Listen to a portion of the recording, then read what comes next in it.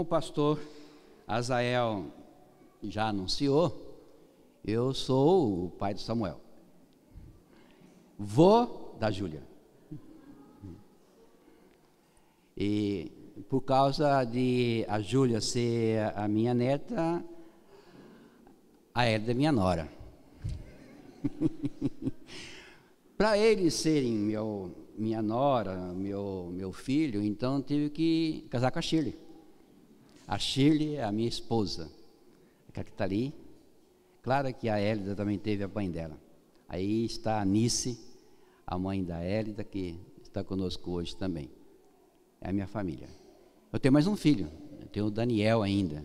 Daniel está lá perto de mim, lá em Rio Verde, de Mato Grosso, que é Mato Grosso do Sul. Ele também tem 2 filhos, o Davi e o Lucas. O Davi com 8 anos e o Lucas com 3.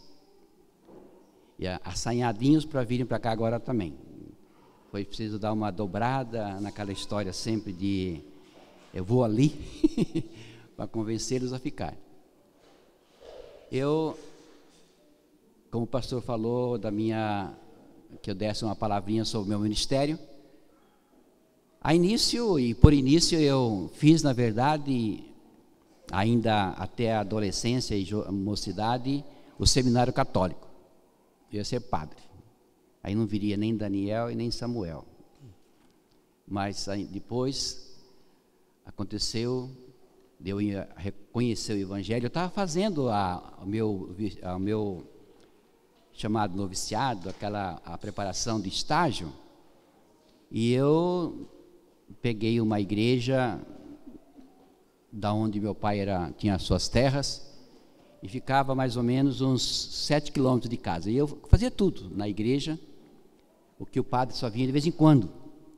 Então fiquei alguns meses trabalhando na igreja, até que, uma ocasião, eu tinha que levar minha mãe já era evangélica, presbiteriana, e a igreja da missão ficava bem mais longe do que a católica. Eu tive que levar minha mãe até a igreja dela e voltar uns 4 quilômetros para ir de charrete, para ir para a minha igreja, a igreja católica, para depois voltar à igreja dela na missão e trazer para casa. Era uma distância, uma corrida muito grande. E tinha que ser eu. Meu pai só aceitava se fosse eu. Tinha outros irmãos.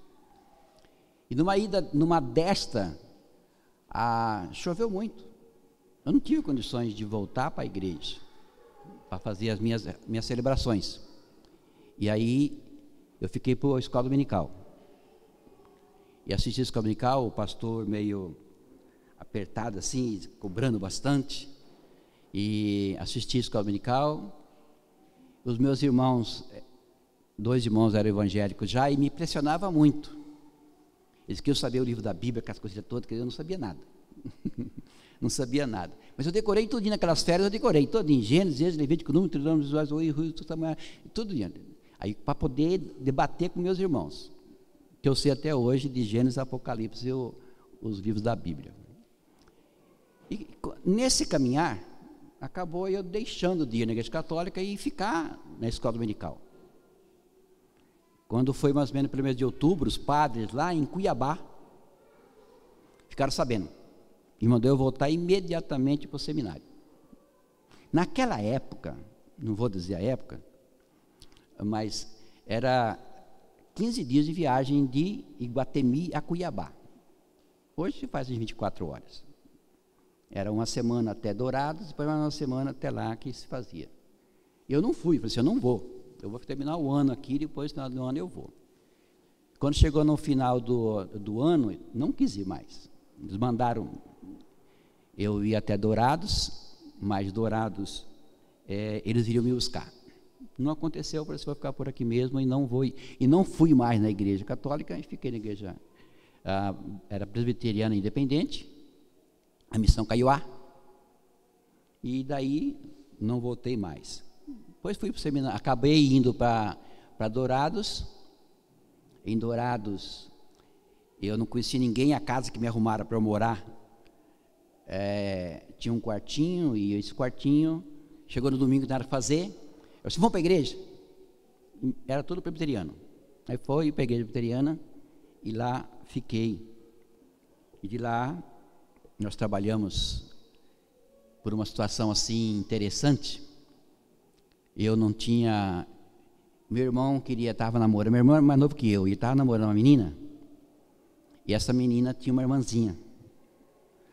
E para poder deixar meu irmão namorar, eu fui sair com a pequenininha. E quando eu saí na rua, pertinho, aí estava a igreja aberta. Aí eu saí, vamos na igreja? Cheguei na igreja, a igreja de Dourados, a igreja do relógio, uma igreja enorme, muito grande. Quando eu entrei na igreja, tinha acabado a última aula da catecúmenos, que no outro dia ia ser o batismo. Aí o pastor falou assim, você não quer batizar? Não quer fazer profissão de fé? Eu não sabia que era isso. Quero. Deve ser coisa boa, está na igreja? Porque na verdade não sabia que era profissão de fé. Então vem amanhã. Aí eu fui outro dia, nem os presbíteros me conheciam. Ninguém me conhecia. Pouquíssimas pessoas me conheciam. Aí, na hora de chamar, chamou para frente todo mundo e me chamou também. Eu fui batizado, fiz plano sério, sem feito casca de cúmulo, sem feito nada. Eram 7 meninos e 7 meninas, 14. E no outro período já fui trabalhando com a mocidade. Acabei sendo, no outro ano, fui superintendente da escola dominical, presidente da mocidade. E eu era do meado dos jovens.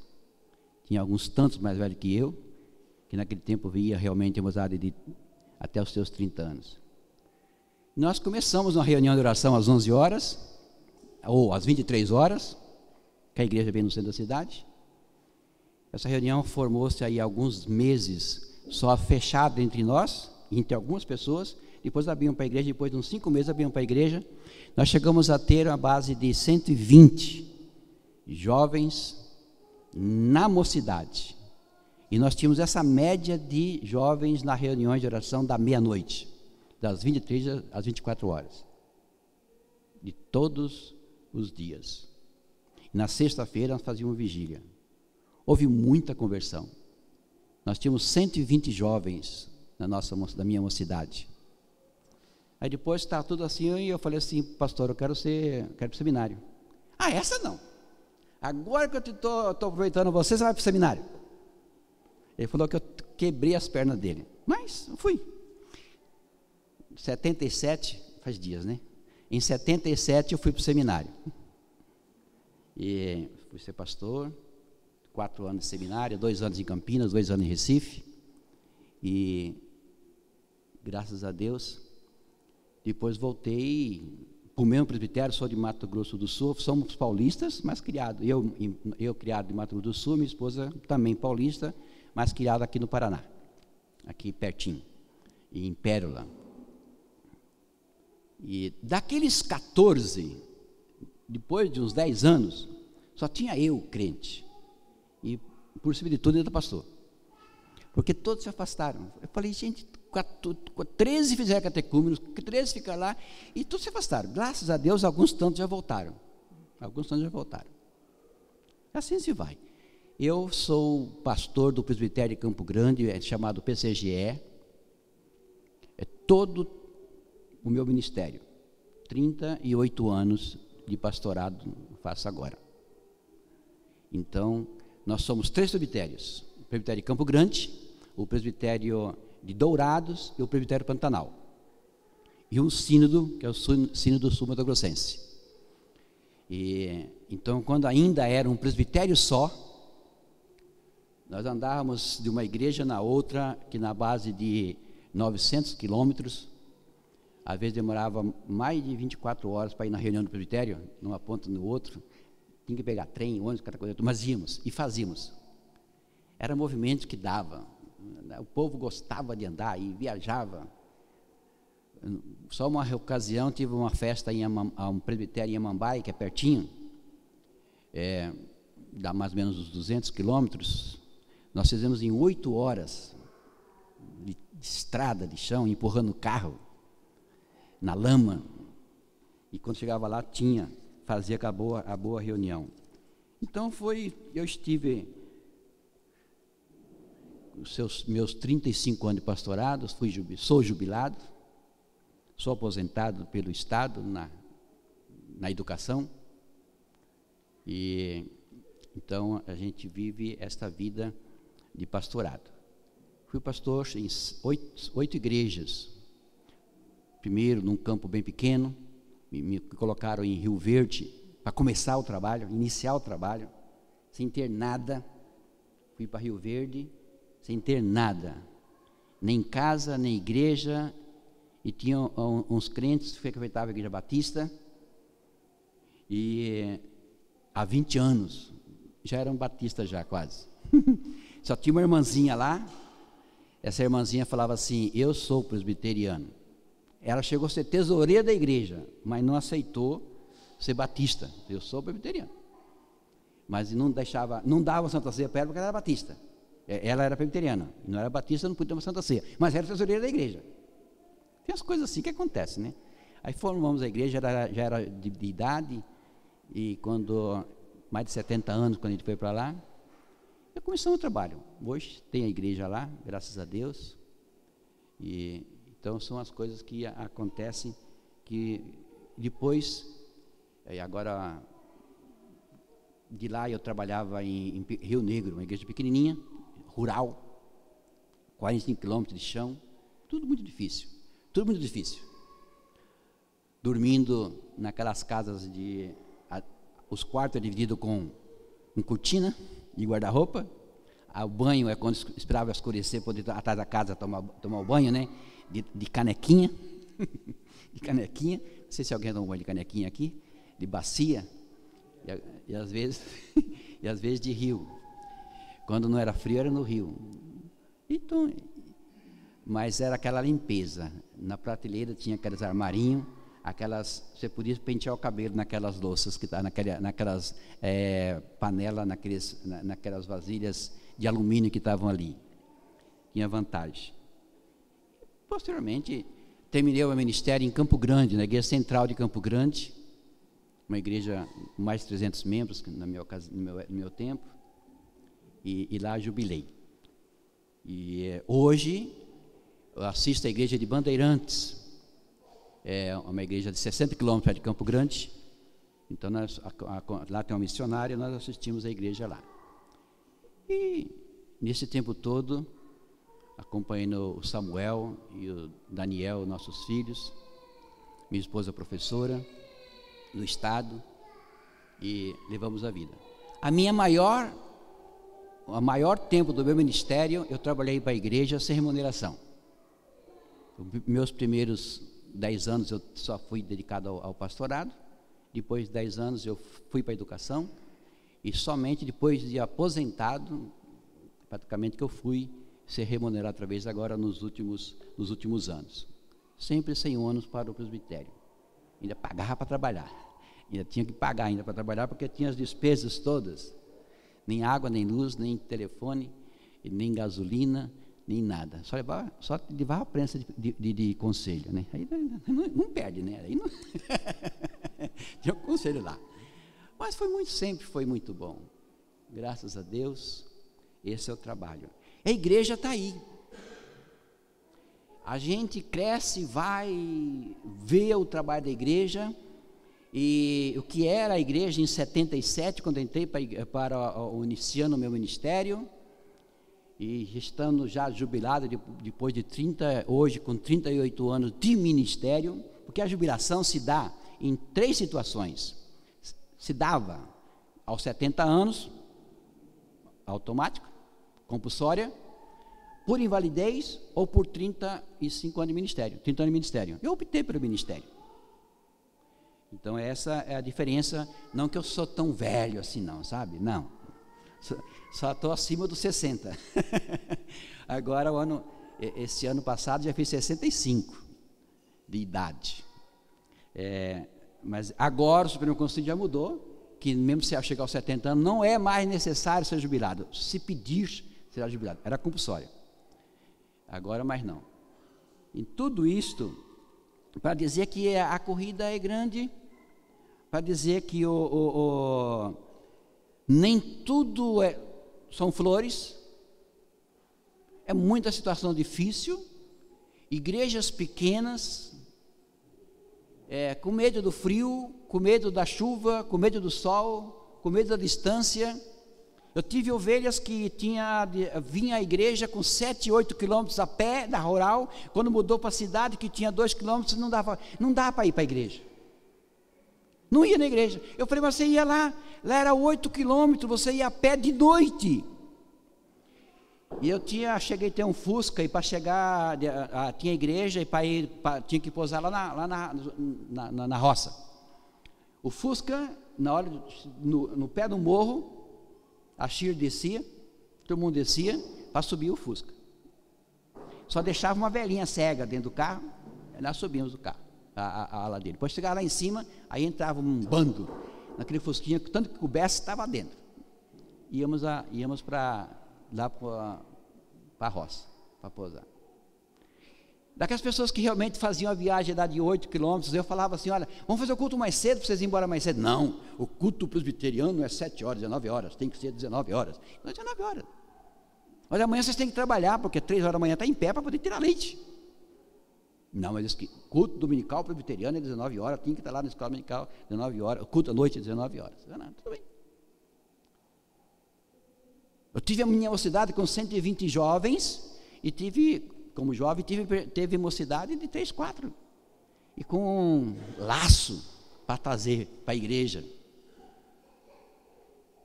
Eu tive conselho de bênçãos. Eu tive conselho de que só por Deus. É a situação do ministério. Eu tive crentes que valia a pena andar junto. Tive crentes que falaram assim, não sei por que esse cara está na igreja. Vamos orar para ele ir para a glória logo. Pelo menos, já que não pode ajudar, não atrapalhe. Então tudo isso, a gente teve um momento o pastor sabe disso, que a gente tem que fazer num dia só um casamento, fazer um velório, fazer um batismo e coisa assim, porque a vida é essa. Você tem que orar, chorar no momento, rir do outro, vai embora. A igreja está aí. Temos nós um compromisso acima de tudo isto com o nosso Deus. Vamos dizer, valeu a pena. Eu voltei à igreja de Dourados, na qual eu fui ordenado, fui batizado, fui mandado ao ministério, fui ordenado, e depois voltei agora, eu era presidente do sínodo, eu fui lá para pregar. E eu preguei sobre, eu sei em quem tem crido. Muita gente sai da igreja. Eu lembrei dos meus 13 colegas de profissão de fé, e nessa situação, eu assim, olha, eu sei em quem tem crido. Valeu a pena. Todo esse tempo de ministério, com muitas bonanças, muitos frutos, muitas coisas, muitas alegrias, também dificuldades. Mas dizer, valeu a pena. Firme na fé, crendo na palavra de Deus. Como jovem, adolescente, mais maduro, e chegando aos 60 e poucos anos, uma coisa. Só que o que não pode acontecer é de achar que o primeiro problema é motivo para estar afastado. Eu vou para experimentar, vou para a vida, vou para o mundo, vou experimentar o que o mundo oferece, vou ver o que tem lá fora. Não, o melhor mesmo é aqui. Eu não preciso experimentar, eu estou vendo, estou sabendo, todo mundo está contando. Usar a expressão assim, a miséria, a desgraça do mundo, vou entrar por quê e para quê? Muitos querem experimentar isto, e muitos, experimentando, não encontram coragem e força para voltar, que é o pior. O texto de Marcos, capítulo 5, o versículo 14 em diante, Marcos, capítulo 5, a partir do verso 14, ele nos coloca assim: então saiu o povo para ver o que sucedera.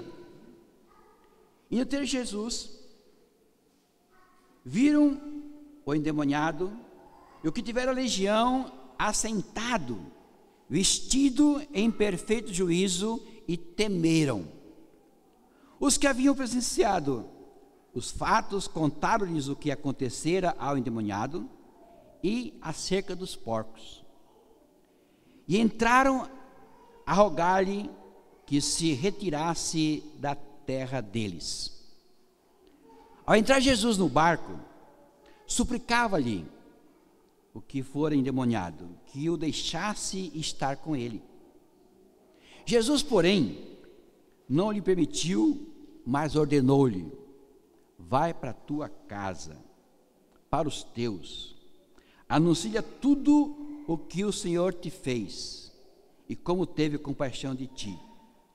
Então, ele foi e começou a proclamar em Decápolis tudo o que Jesus lhe fizera, e todos se admiravam. Que o Senhor acrescente na porção lida pelo Espírito Santo a mensagem aos nossos corações. Amém? Nós somos criados para algumas realidades dentro da igreja. A realidade formada para a adoração, para a evangelização, para o discipulado, para a comunhão e para servir. Esta é a nossa função quando fomos chamados para a igreja. Como fomos chamados por evangelho que trabalha aos nossos corações. O texto aqui nos mostra justamente uma questão deste homem, Geraseno. O que aconteceu com ele? O homem de origem grega foi libertado por Jesus, e sendo libertado por Jesus, aquele povo começa a reagir de forma diferenciada. Aquele homem estava endemoniado, agora vem para a igreja, e os seus começam a ficar preocupados com isso. Veja o que aconteceu no versículo 14. Os porqueiros fugiram e anunciaram na cidade e pelos campos. O primeiro momento nós encontramos aqui que o povo reagiu no primeiro momento pela curiosidade. Entraram na questão por curiosidade.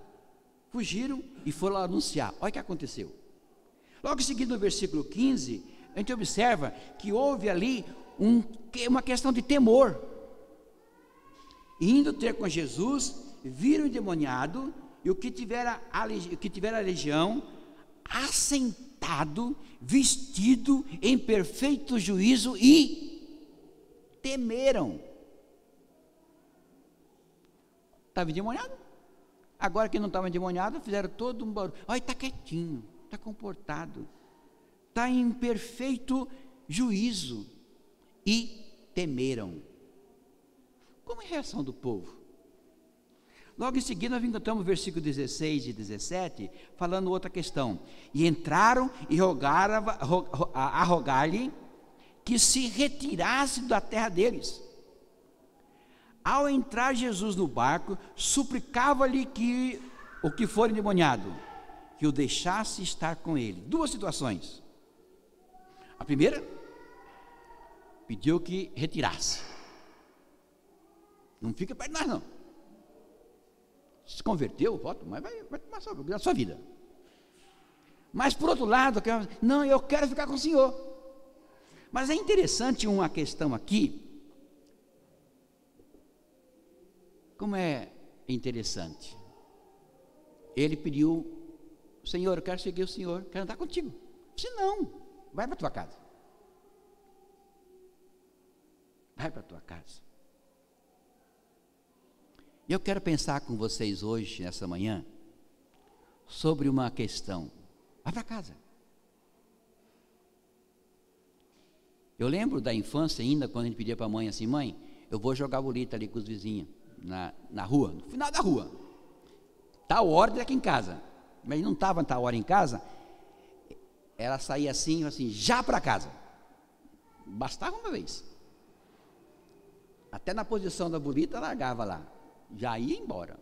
Já para casa. Vá para casa. Quanto que nós podemos estar pensando nisso? Lutero afirma que a família é a fonte da desgraça, ao mesmo tempo é a prosperidade de todos os povos. Quando nós estamos falando sobre a desgraça e a prosperidade, nós estamos falando da importância da palavra de Cristo aqui, quando ele está dizendo no versículo 19: vá para a tua casa. Vá para a tua casa. É o que ele falou para aquele jovem que tinha sido liberto do demônio. Vá para a tua casa. Estamos diante de uma congregação presbiterial, uma congregação de igreja, um trabalho que está iniciando e que Deus vai estar abençoando para transformar a igreja, e quanto antes melhor. Consequentemente tem que ter um trabalho da evangelização, da adoração, da proclamação do evangelho, que é a função da igreja local, de cada um de nós. Estamos muito pensando, se eu pudesse ir lá para a África, se eu pudesse ir para a Índia, se eu pudesse ir para o Amazonas, se eu estivesse lá no meio dos índios, ótimo, muito bom. Precisamos realmente de alguém que possa estar. Nós temos um pastor nosso, Carlos Troques, que está lá na África. Saiu aqui de Dourado, da Missão Kaiowá, e foi para lá. Alguns anos já, nós sustentamos ele lá na África. Carlos Troques. Mas é a nossa vida aqui, Nova Esperança. Não fui e não tenho condições agora de ir para a África, para Amazonas, para as Conchinchinas abertas por aí, tudo sem evangelho ainda. O meu campo é Nova Esperança. Mas a minha instância, a minha geografia, o meu local de trabalho é Nova Esperança? Sim. Mas ela começa por onde? Pela minha casa. Vai para a tua casa. Não é simplesmente ouvir do evangelho. É preciso primeiro obedecer à ordem de Jesus. Quando ele pede para seguir, ele fala assim: vai para a tua casa. Vai para a tua casa. É o convite da salvação que está a iniciar numa convivência dentro da nossa casa. Ser crente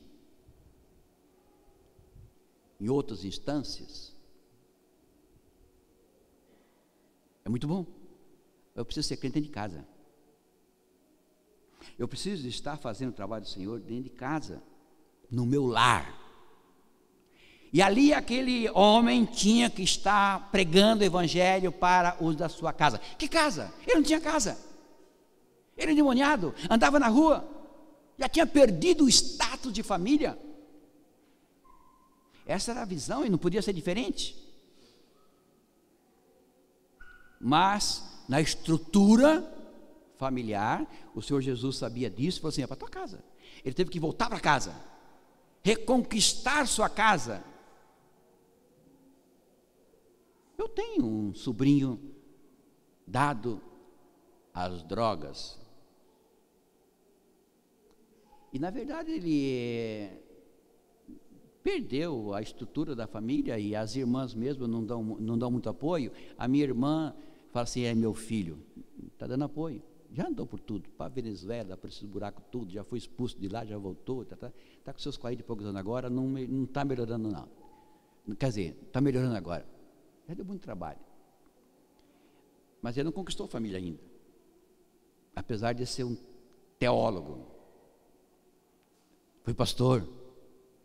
Fez mestrado em educação cristã com 45 pastores.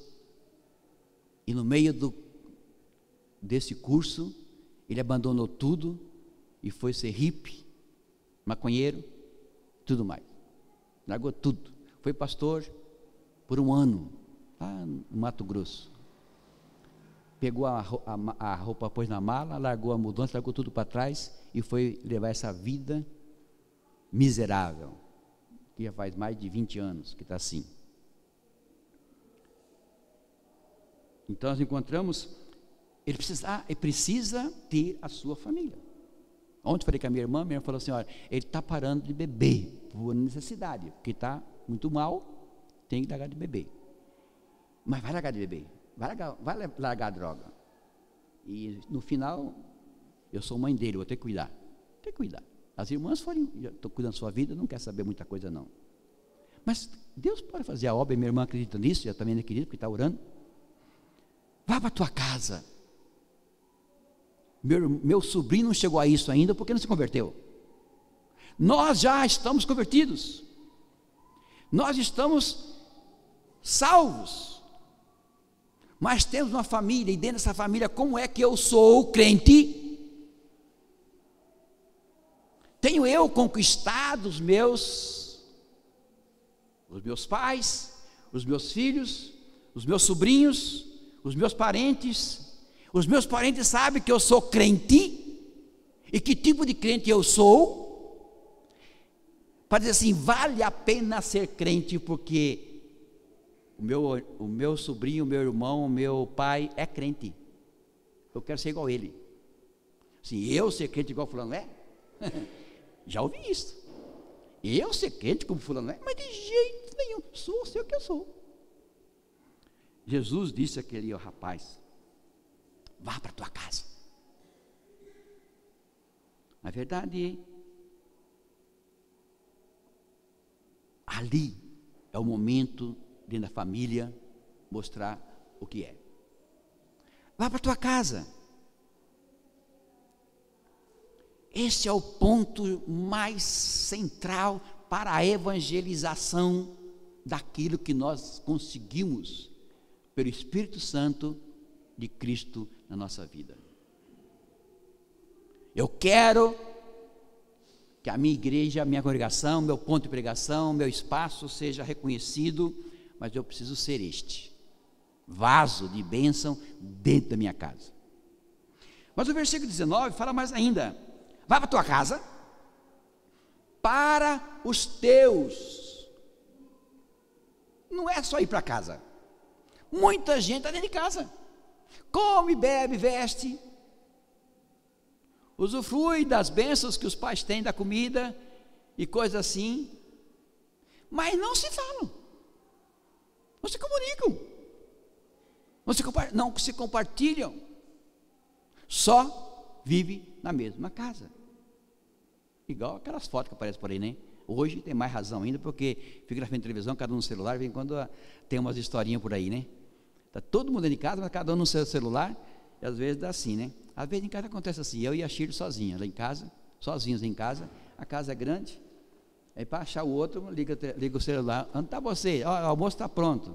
Aí, então é o celular que chama a gente, né? Então é a história. Está lá, mas não está se falando. Ou então se fala muito pelo celular. Até bom dia se dá pelo celular, dentro de casa. Olha, o texto Jesus está dizendo, rapaz, vai para casa. Mas não é ficar dentro de casa. Para os teus.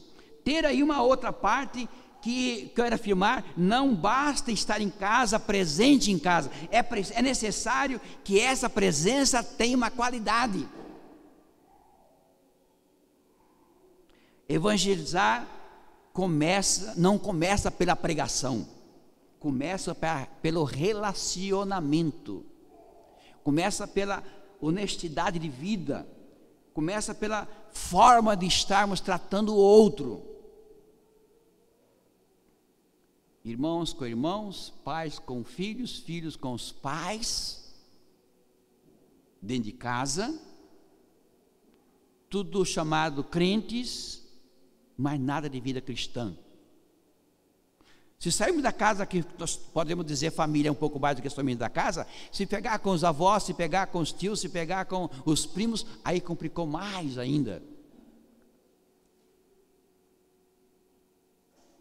Fala, comunica com os teus. É necessário restaurar a convivência, é necessário restaurar aquilo que nós falamos de ao redor da mesa. Meus filhos eram pequenos ainda e tinha escola e tudo mais. Eu trabalhava, minha esposa trabalhava na escola porque trabalhar, pastor também trabalha, né? Você não, pastor não faz nada, não é? Não, trabalho. Faz o quê? Eu sou pastor. Ah, é? Na verdade, mas eu era pastor e trabalhava. Nós tínhamos horário de almoço. A escola era perto, eles tinham que chegar. Depois que chegava, nós íamos fazer o culto doméstico, fazer oração. E, enrola, vem quando o Samuel, o Daniel, vem quando queria escapar, né? Se intertia pela rua. Não, esperávamos e chegar. E eu e a Shirley tínhamos compromisso, que ia voltar para a escola. 1, 2, 3 vezes que aconteceu isso, assim, atrapalhava. Mas sabiam, tinham que vir. Porque tinha que fazer o culto doméstico, tinha que fazer a oração, aquela coisa natural do culto doméstico, para poder tocar a vida. 2 coisas. Primeiro, estar junto para comer. Segundo, tem a devocional. Culto doméstico, que hoje praticamente não se fala muito mais sobre isso, mas é necessário ter essa parte. Necessário se fazia estar realmente anunciando esta vivência que era estar juntos para a oração, orar juntos. E nós observamos que isso faz parte do estar. Jesus disse: vai para os teus. O texto continua para dizer o seguinte: vai para a tua casa, para os teus, mas não é estar junto, mas é anunciando-lhe a palavra. É o terceiro momento de estar junto, é o espaço especial. Anuncia-lhes tudo que o Senhor te fez. Versículo 19. Não basta estar, não basta relacionar-se, é necessário anunciar a Cristo. Anunciar o Evangelho. E aqui nós podemos dizer que tem 3 questões: a questão do testemunho, a questão do anunciar e testemunhar. Testemunhar do Evangelho. Quando o texto de Atos, capítulo 1, versículo 8, nos diz o seguinte sobre o relatar o que Cristo fez por nós. Olha, você precisa ser crente, porque o pastor fulano de tal foi uma benção, fulano. Não, você quer ser crente porque eu sou. Vale a pena porque eu sou como pai, eu sou como filho, a minha vida fez diferença, porque na verdade hoje muitos filhos estão realmente a aceitar o Evangelho e os pais não. E eles não conquistam os pais de jeito nenhum, e vice-versa. Os pais se convertem, aceitam o Evangelho, quer dizer, o Espírito Santo converte os pais, e chega na hora, ele não consegue fazer essa mudança nos filhos, porque os filhos não perceberam mudança nenhuma, e vice-versa. Os vizinhos não viram diferença nenhuma. Os vizinhos sabem que é crente, porque às vezes sai com a Bíblia debaixo do braço. Mas hoje os católicos também estão saindo para a missa com a Bíblia debaixo do braço e não diz muita coisa. É anunciar o Evangelho. Queremos dizer que o conteúdo da mensagem passa por um espaço chamado nova experiência. O conteúdo da mensagem passa por uma questão chamada experiência pessoal com Jesus. Precisamos anunciar. E o texto está dizendo mais aqui: tudo o que Cristo fez em você.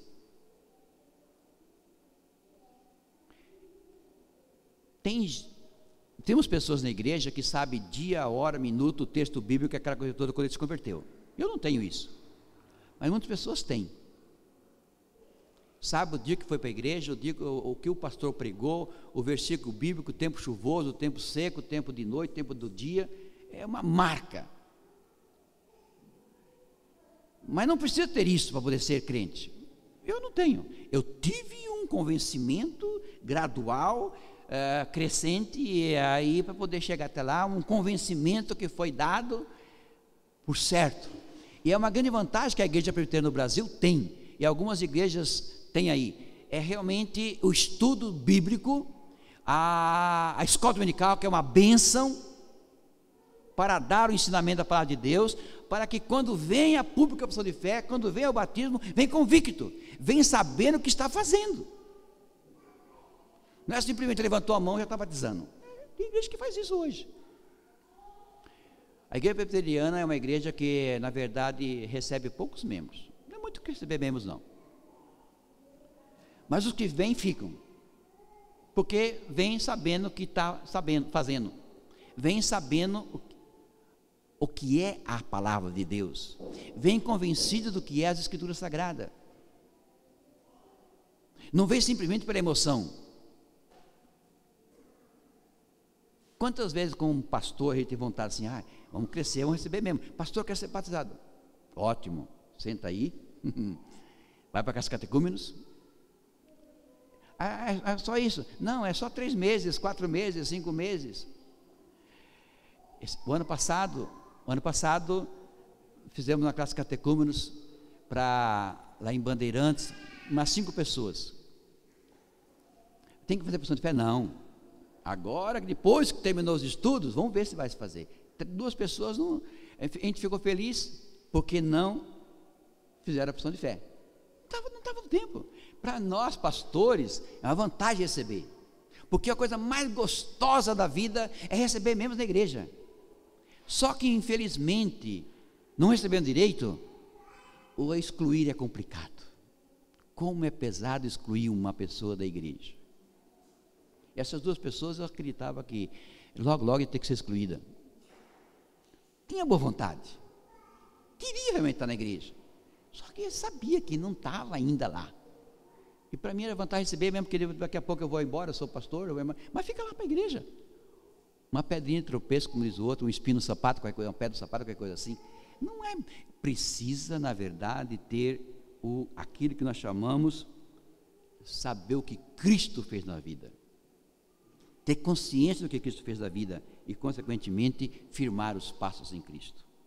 O testemunho deve estar sentido nessa paixão ou compaixão em Cristo, para ser conferido justamente naquele que nós chamamos testemunho, quando nós estamos testemunhando o que Cristo fez.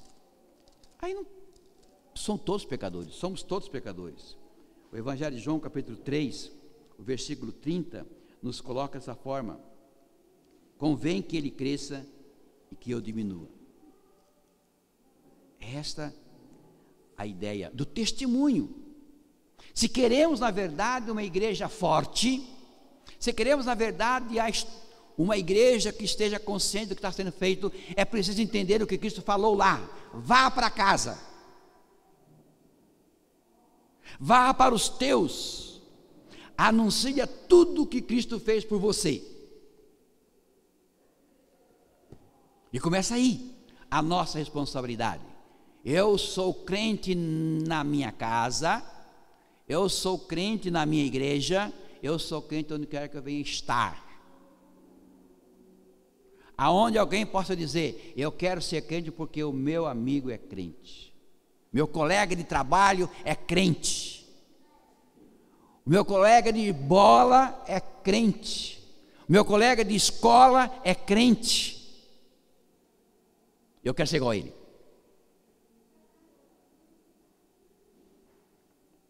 Porque dizer o seguinte: eu ser crente como fulano é nada. E quantas vezes a gente, como pastor, recebeu isto?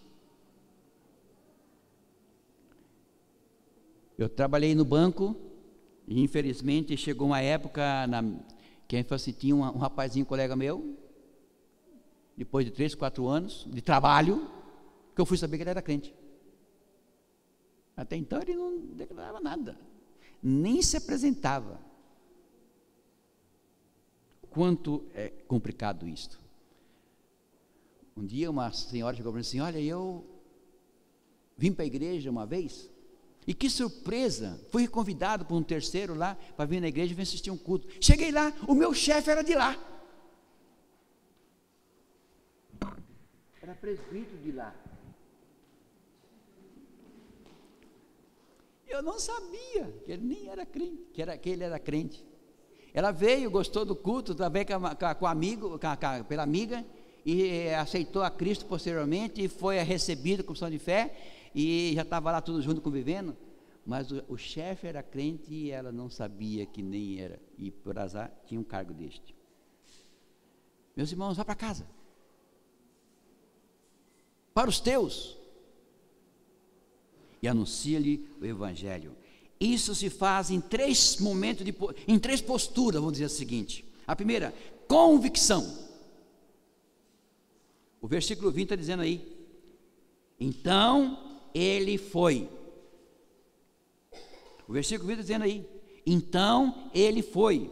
Quer dizer, ele teve a convicção daquele vá para casa, era verdade. O versículo 20 fala ainda, e começou a proclamar, ele obedeceu. E o versículo 20 diz ainda, em Decápolis, tudo que Jesus lhe fizera, houve estratégia. Portanto, para quando nós queremos viver a evangelização familiar, está aí três pontos necessários. É preciso estar convicto.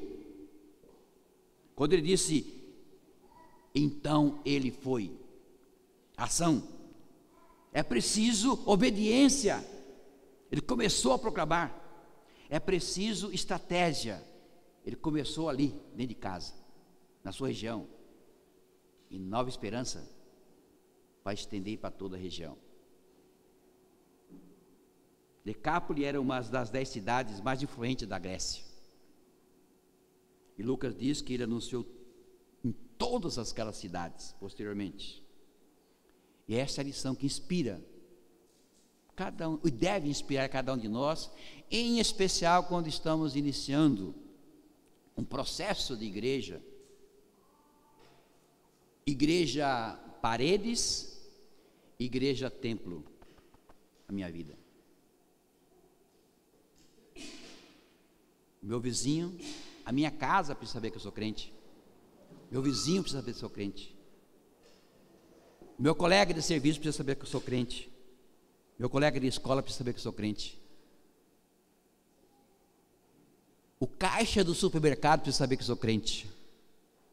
O meu contador tem que saber que eu sou crente.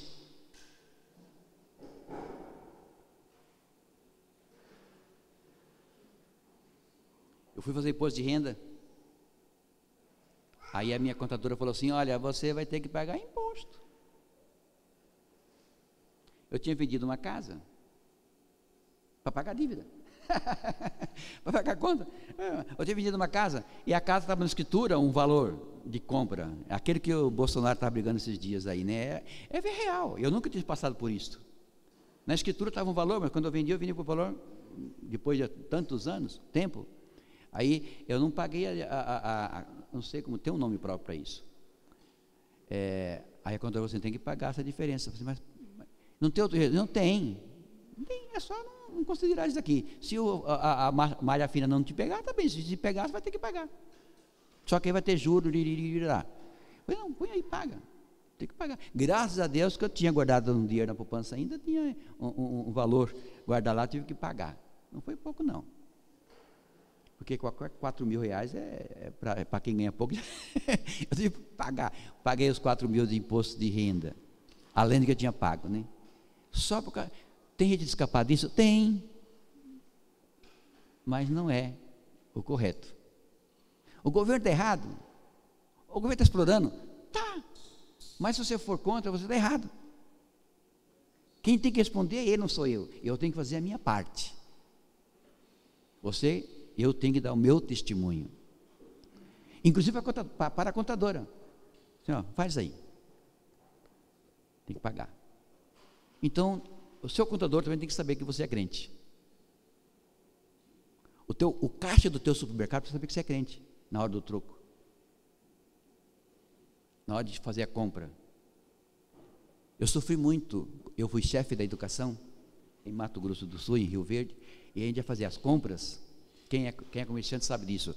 Olha, você comprou tal coisa, 10 fardos de sulfite. Que valor você quer que eu coloque nessa nota? O que eu comprei. Não, todo mundo que vem aqui vai pôr outro valor. Aqui vai um valor, mas você paga tanto.